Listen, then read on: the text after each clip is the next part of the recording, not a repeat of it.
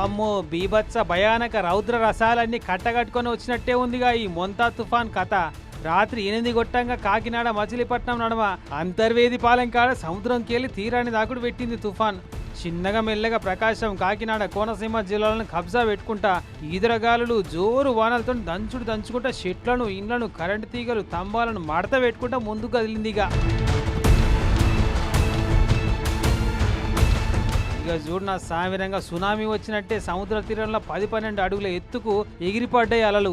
ఆ గాలి జోరుకు ఎక్కడికక్కడ కొబ్బరి చెట్లు, పామాయిల్ చెట్లు అన్ని పట్ట సొప్పబెండలకు ఇరిగిపోయినాయి. ఇక కొన్ని సెల్ టవర్లు, కరెంటు స్తంభాలు అయితే కట్టెపుల్ల లెక్కనే పుటుక్కుమని ఇరిగినాయి.